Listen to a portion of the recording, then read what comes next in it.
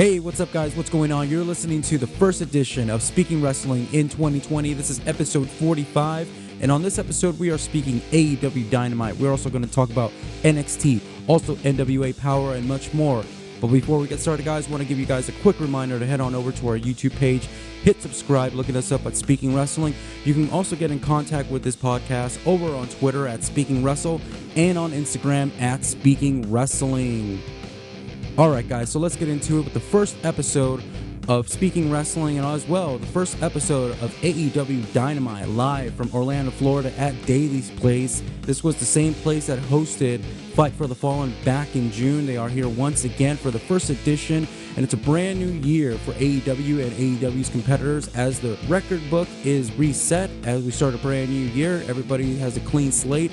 0-0 on the record book, but we get started off with a great matchup here to open up this great night. Cody Rhodes taking on Darby Allin in what was a follow-up from their summer matchup at Fyter Fest last summer, which did end up in a time limit draw. And as well as this match, unlike the one back in June, Cody was accompanied by Arn Anderson, as Arn Anderson has been brought on to be the coach of the American Nightmare family, and as well here as a coach for Cody Rhodes. And it paid dividends because in this match, a very long match here, was a good way to start off the show. Darby Allin, a competitor who I said many times, if they can harness his character and his admiration that he gets from the crowd here, the crowd really taking it to Darby here, but they were really high on Cody Rhodes here. This was a really terrific matchup, a little bit long, like I said, but nonetheless, it told a really good story. And I think that as the match kept going further and further, I really thought this is really good for Darby Allin. I really love how much Cody is going out there and putting much of himself to make sure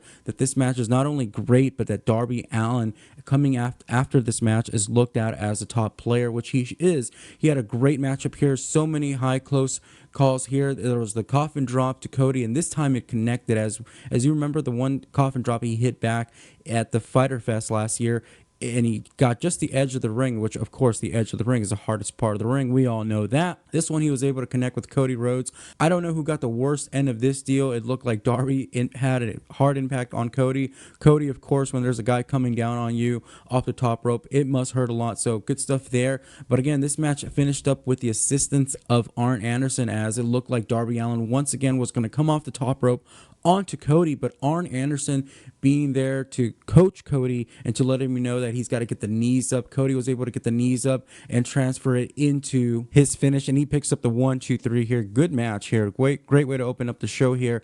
And also, next match going up here is the Fatal 4-Way Women's Championship match. Riho defending against Britt Baker, Shida, and Nyla Rose. This was a great matchup. I got to say, this is probably one of the best matchups of AEW's women's division thus far, and it's a great way to kick off the year.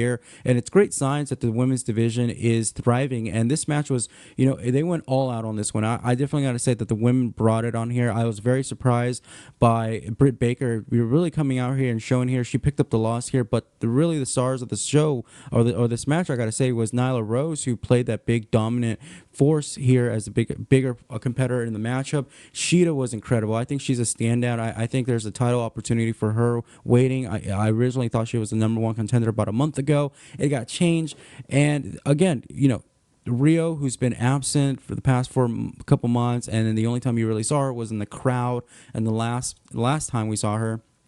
This was a really good turnaround for Riho, again, who I really thought going into this matchup, anybody could have won. And the way that the match was transpiring, you really thought there for a second Shida could have won, Nyla Rose could have won, and of course Britt Baker could have picked up the victory here.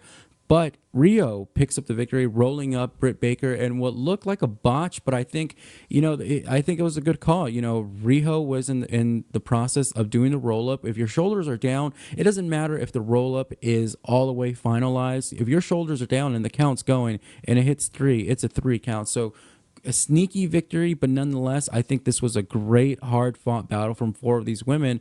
And Britt Baker, being very vocal about the situation later on in the night, and as well as, drawing conclusion to the fact that Riho hasn't been there for the past month. Britt Baker has. She's been tangling it with the other women there in AEW, and Riho shows up and sneaks by with a victory like that, a roll-up, to still retain the AEW Women's Championship there. But again, Britt Baker got to drop the line as she's a dentist. I don't know if that's really necessary. I'm there with her on the fact that Riho hasn't been there, and she shows up, and the fact that, she takes these Japanese bookings, she's here, not in the States. Yeah, it's a little bit problematic, which is why I really thought that Wednesday, I really thought that any other competitor, if not Riho, could walk away with the AEW Women's Championship tonight. But good stuff there from the women here. Jon Moxley taking on Trent. And of course, Trent being accompanied by his tag team partner, Chuck Taylor. They are part of the Best Friends tag team duo. And as well, they are accompanied by their buddy, Orange Cassidy, who is quite the character here, and Moxley, of course, getting a standing ovation. Good stuff here all around. Great matchup here. Trent's a great competitor. Of course, there's shenanigans from Orange Cassidy coming into the ring here with the pockets thing, but Jon Moxley picks up the victory here in a very, very dominating fashion to close out the match. But real story here is Sami Guevara comes out post-match and is letting Jon Moxley know that the world champion has got a message for him up on the screen. Chris Jericho letting Jon Moxley know more about the details about joining the inner circle, that you get 49% of leadership with the inner circle, you get the LLCs, and you also get this $1 million, but if you do the research, folks, it's like $500,000 for GT. It's a really good looking car, sounded great. Moxley now with the biggest decision to make, whether he's going to join the inner circle and take Chris up on his really sweet deal, if you ask me. But we will find out Jon Moxley's answer next week on Dynamite. We got a video package from the Dark Order, not really much follow-up from the last time that we saw AEW live. And of course, we're talking about that one episode with the Dark Order closing out the show, beating up the Elite. And of course, we saw some awful punches being thrown in that sequence. Also, another big-time matchup here, which was promoted, was Sami Guevara and Dustin Rhodes, in a great matchup here. Of course, Sami Guevara being accompanied by his inner circle compadre, Jake Hager. This was a good matchup here. A good matchup here. Obviously the size difference and an age difference here, but I really think that these two had a great matchup. Sami, he's really showing some promises here. I really think that his charisma and character work has tremendously gone up since the last time I've seen him about a year ago, and since coming to AEW, there's no doubt in my mind that Chris Jericho has been helping Sami definitely develop more of a character. He's really good on the mic. He's not afraid to speak on camera or on the microphone. He of course does YouTube vlogs of on the road stuff, so he's no stranger to putting himself out there and being out there in the media work. So good stuff there, but again, great matchup to go in there with a veteran like Dustin, who plays, his character so well. Jake Hager came in here and did a low blow, costing him the match. I really love this match. I like to see Dustin in there. I've always thought Dustin really deserved more of a greater run towards the end of that. I really thought, him coming back as Goldust, and for a while there, that Intercontinental Championship really wasn't, meaningful at some point. And I really thought, why not just put it back on Goldust, and have this kind of retro nostalgia, with everybody loving nostalgia, and it would have been great. It really would have done something for his career. You can, rehash that character, bring it back, and again, if I think maybe the thing that they didn't want to go with that, it's, a different time, and the character is very risque, androgynous character, and, maybe does it fit in the climate of today? Yeah, maybe not. I mean, there's a lot of stuff that's accepted, that's out there. One big talk about when speaking of something like this, of a character similar to Goldust, is Sonny Kiss. We've yet to see Sonny Kiss be featured on AEW television, and the big question is, why? Why has he been held off of AEW programming? Yes, and I know some of you are going to say, but he's on AEW Dark. But why isn't he getting an opportunity to be on national television? AEW Dark, it's by choice if you want to watch that. It's just another YouTube video. That's just an hour-long wrestling show. But this is national television. I think there's a big missed opportunity, them not bringing Sonny Kiss in. I think right now they are focusing way too much on the Elite and, certain tag teams and superstars. The show really revolves around, Chris Jericho, Moxley, and Cody and the Young Bucks. And Kenny and Adam Page, and everybody else is just there. I'd like to see more matchups that don't include a storyline or aren't tied to joining a faction or aren't tied to being part of the elite. Let's get some guys in here who we don't know. One big question that I have, because coming in this next segment, was MJF coming out here to cut another long promo. When was the last time MJF wrestled on TV?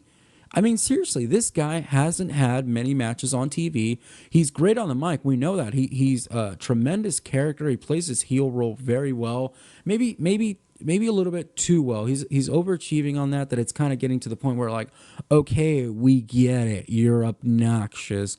What's next?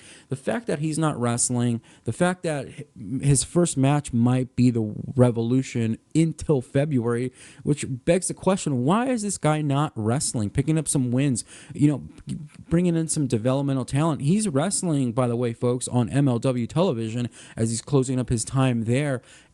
But get him in the ring. I mean, get him off the mic. We know he can cut a hell of a promo and tell a story. And another thing, this whole thing where Cody's the EVP, but he leaves it up to MJF to have all the decisions. It seems like every week MJF has the decision. Oh, I'm going to pick the stipulation. I'm going to pick your opponent. I'm going to take this away. I'm going to pick where we're going to have our match. Like, he's giving so much power to this fucking little dweeb.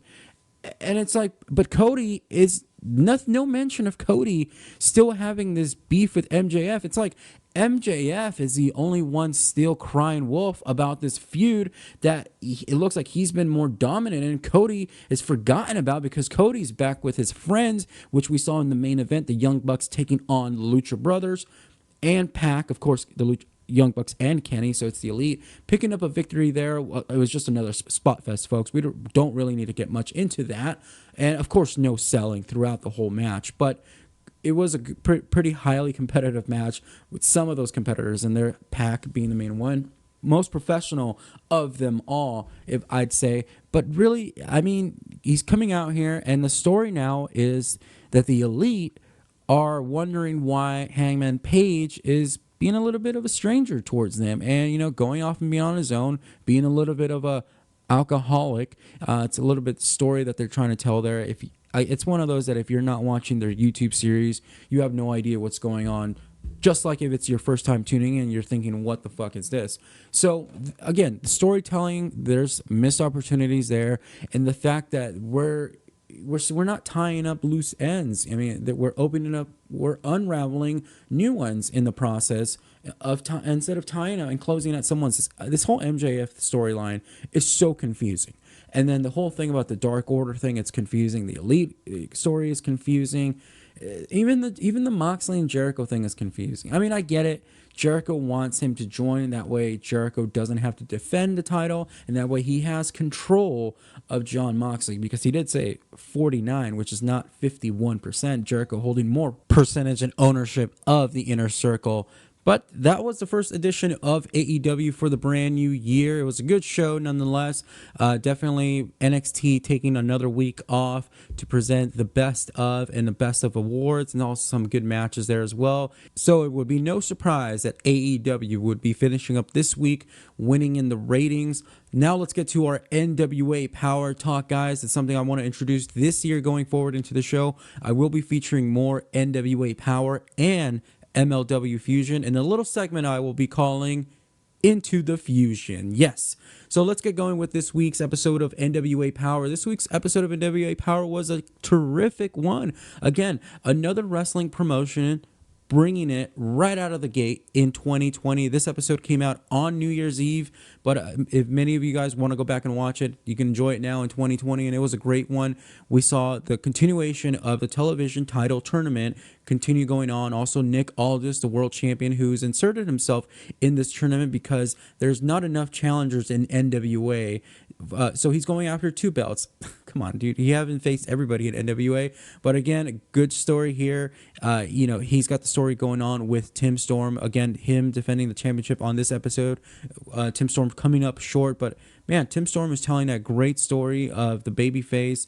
He's the veteran who's got maybe one last opportunity at that championship, the 10 pounds of gold that the champion Nick Aldis holds right now around his waist. Good matchup there. But really the story of NWA, guys, is the character. And if you've not tuned into NWA yet or haven't really, checked it out, but you've heard the buzz, you've got to check it out. It's really unlike any other wrestling promotion right now, any other wrestling presentation right now in the industry, which is great. And if you're looking for an alternative, I've been saying it since NWA Power debuted, this is the true alternative if you're a professional wrestling fan and want something besides the headaches and hassles that you get from the bigger shows like AEW and WWE and whatnot. This is a terrific show. I love Eli Drake. I love Colt Cabana here. They are tremendous on the microphone. Trevor Murdoch getting a victory here over Aaron Stevens here. The commentating is great. I love the commentating between Joe Galley and Stu Bennett, who've only been together in the commentary team for several weeks, especially since coming off of replacing Jim Cornette, Stu Bennett that is.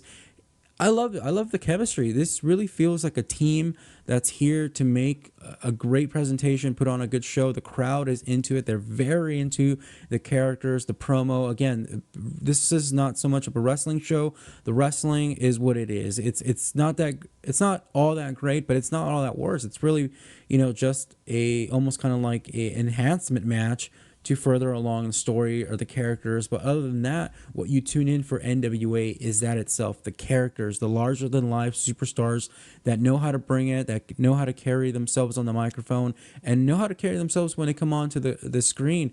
Good stuff here. If you guys have not delved into NWA Power, please do so. Their episodes are available every Tuesday on YouTube.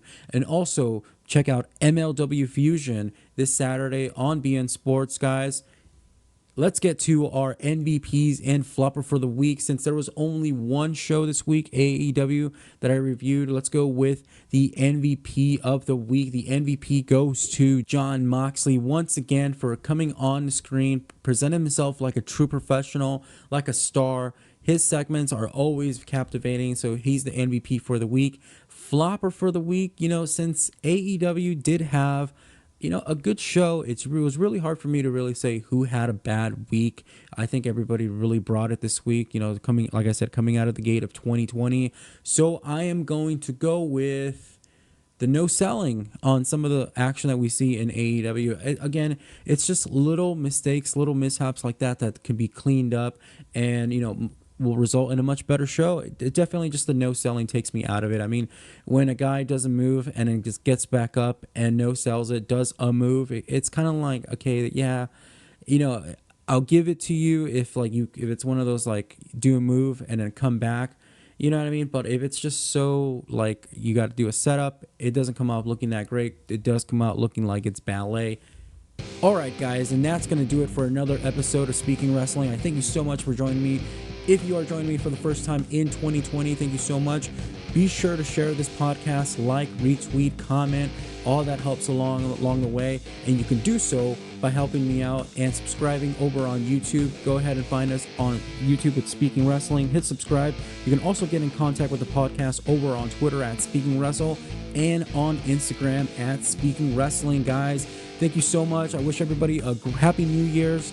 And don't forget to join me next week for episode 46, where we'll be talking about Raw and SmackDown. This has been Elvis Arroyo with another episode of Speaking Wrestling. Thank you guys so much. You guys have a great week.